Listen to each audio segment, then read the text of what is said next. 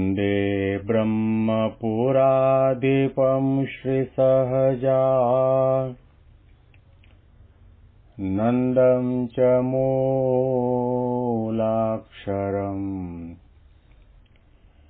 श्रेयस्कारणसद्गुणैकनिलयम्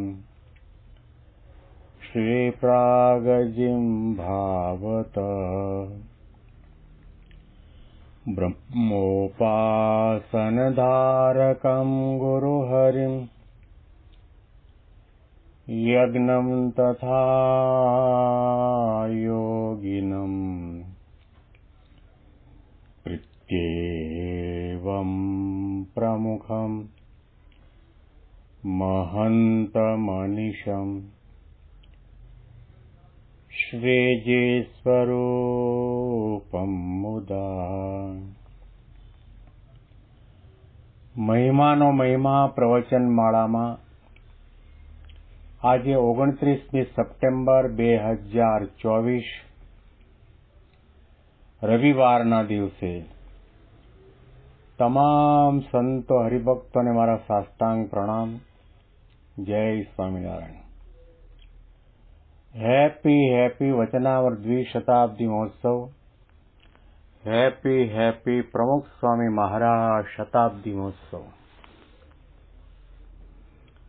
10 દિવસના અલ્પ વિરામ પછી આપણે આજે ફરીથી પાછા મહિમાનો મહિમા પ્રવચન માળામાં મળી રહ્યા છીએ. 10 દિવસ માટે મુંબઈમાં બિરાજતા પ્રગટ ગુરુહરિ મહંત સ્વામી મહારાજના દર્શન, કથા વાર્તા અને સમાગમનો લાભ લેવા માટે જવાનું થયેલું.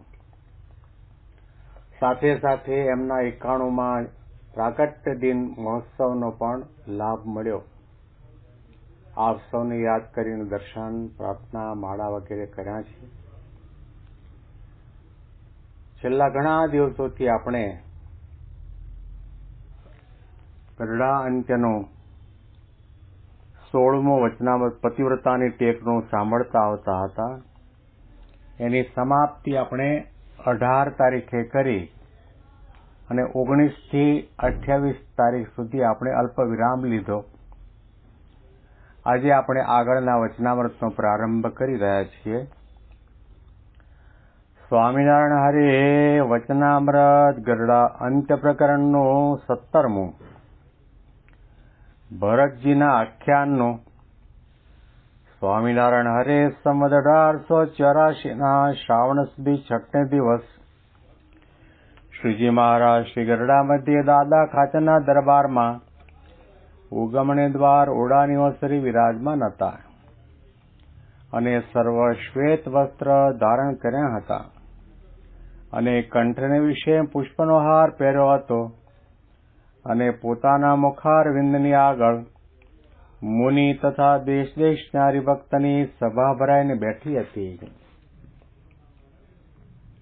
શ્રાવણ મહિનામાં મહારાજ 1884ની સાલમાં એટલે કે મહારાજ ધામમાં ગયા એના 2 વર્ષ પહેલા દાદા ખાચરના દરબારમાં પોતે બિરાજમાન થયા છે. મહારાજનો કેવો અદ્ભુત ક્રમ છે. મહારાજની કેવી અલૌકિક દિનચર્યા છે કે નરી આધ્યાત્મિકતા ઉડીને આંખે વળગે. કથા વાર્તા કરે, કીર્તન ભક્તિ કરે, કરાવે, રંગોત્સવ કરે, જળક ક્રિયા કરે, ઘોડા ખેલવે, પંગતમાં પીરસવા પધારે, બાઈઓની સભામાં વાતો કરવા માટે જાય. તેમના રોમની અંદર એક જ ભાવના છે, પરબ્રહ્મ પુરુષોત્તમ નારાયણ પરમાત્મા નારાયણ એવો હું અતિશય કૃપા કરીને આ લોકની અંદર જીવોના કલ્યાણના માટે આવ્યો, તો મારા યોગની અંદર જે કોઈ આવે એને મારું પ્રગટ અને પ્રત્યક્ષ અને સર્વોપરી સ્વરૂપ સમજાય. એના માટે મહારાજે ઘણી લીલાઓ કરી, ઘણી કથા વાર્તાઓ કરી, ઘણો બધો સત્સંગ લાભ આપ્યો, સમાધિ પ્રકરણ પણ ચલાવ્યું અને સંતો ભક્તોની સાથે એમના જેવા થઈને ભળી ગયા. જેમ દૂધમાં સાકર ભળી જાય એવી રીતે મહારાજે દરેકને હેતપ્રીત થાય, દરેકને સેવાનો લાભ મળે, દરેકને પોતાનું સાનિધ્ય પ્રાપ્ત થાય એવી પ્રકારની વિચારધારા અને ભદ્ર ભાવના સાથે શ્રીજી મહારાજે પોતાના જીવનની અંદર ઉપદેશના વચનો કહ્યા છે. અહીંયા ઉલ્લેખ કરવામાં આવ્યો છે કે મહારાજે જે 500 પરમહંસો બનાવ્યા એમને તે સમયમાં સંતો પણ કહેતા, સાધુ પણ કહેતા, પરમહંસો પણ કહેતા અને મુનિ પણ કહેતા. તો આ વચનામૃતમાં ઉલ્લેખ કર્યો છે કે પોતાના મુખારવિંદની આગળ મુનિ તથા દેશ દેશના હરિભક્તની સભા ભરાઈને બેઠી છે. મુનિ મૌન ધારણ કરે તે મુનિ, ભગવાનના મહિમા સિવાય, સિદ્ધાંત સિવાય, ઉપાસના સિવાય, લીલા ચરિત્રો સિવાય, આદેશ ઉપદેશ સિવાય, કલ્યાણકારી શબ્દો સિવાય બીજો કોઈ શબ્દ ન બોલે એને મુનિ કહેવાય. એક પણ શબ્દ સારો નરસો, ધર્મનો, અધર્મનો, નીતિનો, અનીતિનો ન બોલવો એને મુનિ કહેવાય એવું નથી. મૌન ધારણ કરે એટલે કે ભગવાન સિવાયના બીજા જગત સંબંધી, વિષયો સંબંધી વાતો ન કરે, એનો વિચાર ન કરે, એ માર્ગે ચાલે નહીં, એની સાથે એને સ્પૃહા, આસક્તિ કે કામના ન હોય અને કેવળ ભગવાન પુરુષોત્તમ નારાયણમાં એમના વૃત્તિ સંલગ્ન થઈ હોય. એ પછી 12 કલાક બોલતા હોય, સવારના 6 કલાક ને સાંજના 6 કલાક બોલતા હોય તો પણ એ મુનિ છે. એવા સંતો, પરમહંસો, મુનિ અને હરિભક્તોની સભા ભરાઈને બેઠી છે. પછી શ્રીજી મહારાજ બોલ્યા છે, શ્રીમદ ભાગવતમાં જેવું ભરતજીનું આખ્યાન ચમત્કારી છે તેવી તો કોઈ કથા ચમત્કારી નથી. મહારાજ હવે આગળ ભાગવતના 5મા સ્કંદની અંદર ભરતજીનું આખ્યાન આવે છે. તેઓ ઋષભદેવ ભગવાનના 100 પુત્રોમાંના સૌથી મોટા પુત્ર. એના આખ્યાન મહારાજે ઘણી વખત વાંચ્યા, વિચાર્યા, સાંભળ્યા અને કહ્યા પણ છે. એ મહારાજ કહે છે કે ભાગવતમાં 5મા સ્કંદની અંદર ભરતજીનું આખ્યાન છે એ જેવું ચમત્કારી છે એવી તો કોઈ કથા ચમત્કારી નથી. દુનિયામાં ઘણા ચમત્કારો થતા હશે. કોઈ પાણી ઉપર ચાલે એ પણ ચમત્કાર, કોઈ કદાચ આકાશમાં ઉડે એ પણ ચમત્કાર. તમારા અંતરમાં, મનમાં જો સંકલ્પ વિકલ્પ શું ચાલે છે એ પણ તમને કહી દે એ પણ ચમત્કાર જેવું લાગે. મળદાને બેઠા કરે એવી પ્રકારનું પણ ચમત્કાર હોય છે. અથવા તો તમારા સંકલ્પો પૂરા થાય, આશીર્વાદ આપે ને કામ થઈ જાય એને પણ ચમત્કાર કહેવાય. ઘણા પ્રકારના ચમત્કાર છે, પણ બધા ચમત્કારની અંદર ભરતજીનું આખ્યાન અતિ ચમત્કારી છે. બુઢીને આંખે વળગે તેવું છે. શ્રીમદ ભાગવતની અંદર આનો આખો પ્રસંગ વ્યાસ ભગવાને લખ્યો છે. ઋષભદેવ ભગવાને પોતાના 100 પુત્રોને બ્રહ્માવર્ત દેશની અંદર એક સમયે ભેગા કરીને ઉપદેશ આપવાની શરૂઆત કરી. ભલે ભગવાનનો અવતાર હતા, પરંતુ તેઓ પોતે એક પતિદેવ પણ છે, પિતા પણ છે, પુત્ર પણ છે. એટલે પિતા તરીકેનું પોતાનું કર્તવ્ય બજાવવા માટે ઋષભદેવ ભગવાને 100 પુત્રોને ઉપદેશ આપતા કહ્યું, નાયમ દેહો દેહ ભાજામ્ર લોકે કષ્ટાન કામાન અર્હતે વિડભુજામે તપો દિવ્યમ પુત્રકા યેન સત્વમ શુદ્ધેત યસ્માદ બ્રહ્મ સૌખ્યમ ત્વનંતમ મહત્સેવામ દ્વારમાહુર વિમુક્તે તમોદ્વારમ યોષિતામ સંગી સંગમ આ બધા ઉપદેશના વચનો કહ્યા. પુત્રો સાંભળો, તમે જગતના સંસારના વ્યવહારના જ્ઞાનને પ્રાપ્ત કરો, એમાં ઘણા આગળ વધો, એમાં મારો રાજીપો જરૂર છે. પણ કરોડો જન્મોના અંતે સંત અને ભગવંતની કૃપાથી આ માનવ શરીર મળ્યું છે. એ વિષય ભોગ ભોગવવા માટે નહીં, મોટરગાડી બંગલા બાંધવા માટે નહીં. વિષયનો ભોગ તો ભૂંડડા પણ કરે છે. એ પણ ખાય પી, ખાધું પીધું રાજ કર્યું, પૂરું થઈ ગયું એનું જીવન. વિષયનો ભોગ કરવો એ મનુષ્ય જન્મની સાર્થકતા નથી, મનુષ્ય જન્મનું કર્તવ્ય નથી. તપો દિવ્યમ પુત્રકા એન સત્વમ. તપશ્ચર્યા કરો, વ્રતો કરો, દાન પુણ્ય કરો, ધર્મના રાહ ઉપર ચાલો, ભગવાનની ભક્તિ કરો, એમાં જીવનનું સાર્થકતા છે. અને આવા પ્રકારના ઉપદેશ વચનો ભગવાન ઋષભદેવે પોતાના પુત્રોને કહ્યા તો એમાંથી 9 દીકરાઓને વૈરાગ્ય જાગૃત થયો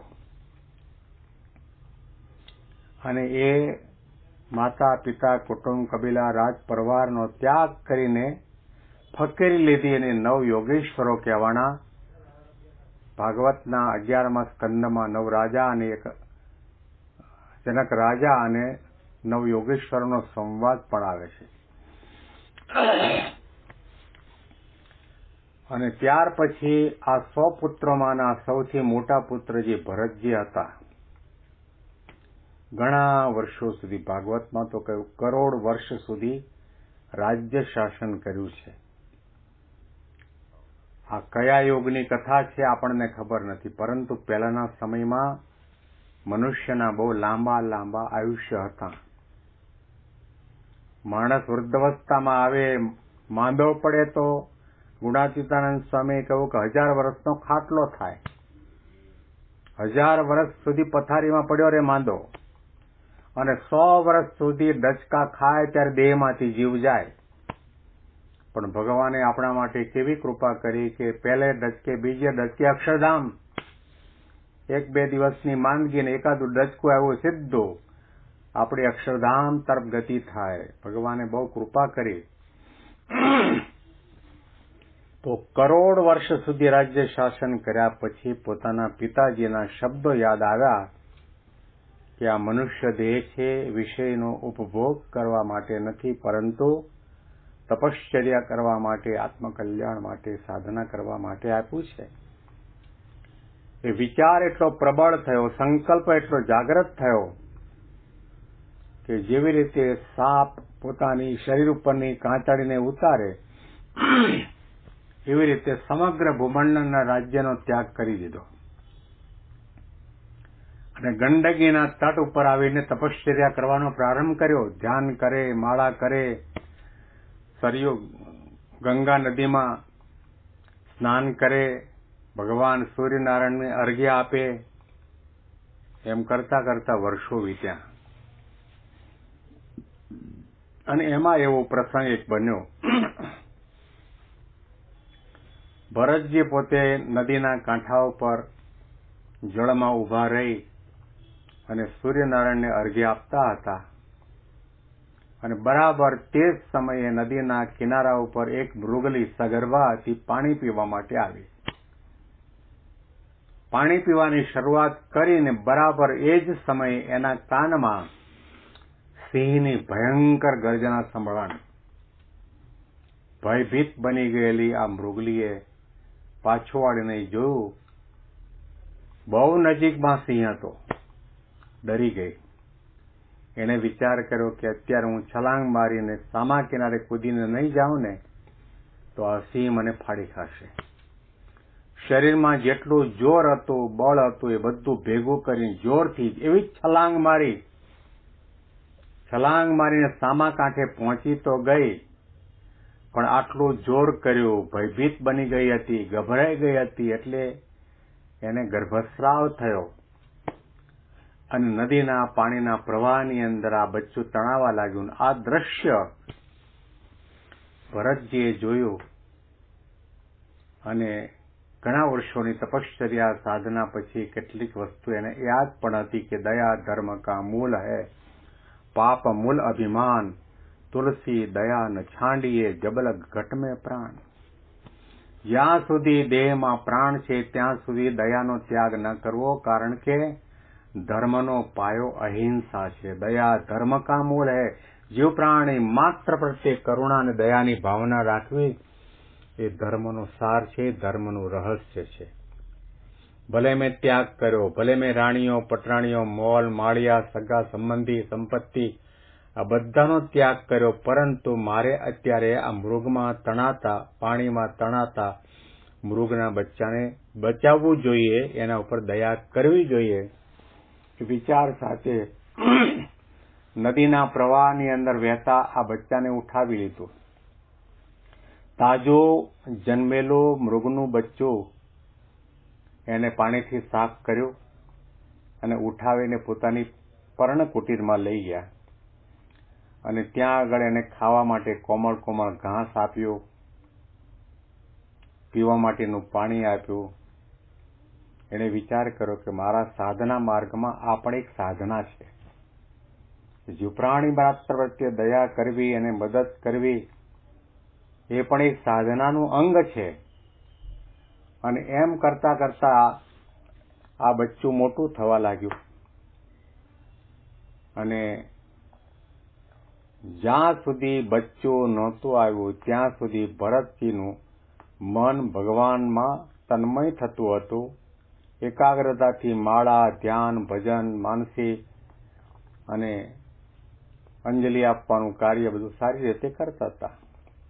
પરંતુ મૃગનું બચ્ચું જ્યારથી આવ્યું ત્યારથી ધ્યાન કરવા બેસે તો ખરા, માળા પણ હાથમાં હોય, આંખો પણ બંધ હોય, પણ વિચાર થાય કે હવે આ બચ્ચાને પાણી આપવાનો સમય થયો છે, બચ્ચા માટે ઘાસ લાવવાનો સમય થયો છે અને આ બચ્ચો આજુબાજુમાં ખેલકૂદ કરે છે, કોઈ હિંસક પ્રાણી અને મારી તો નહીં નાખે ને.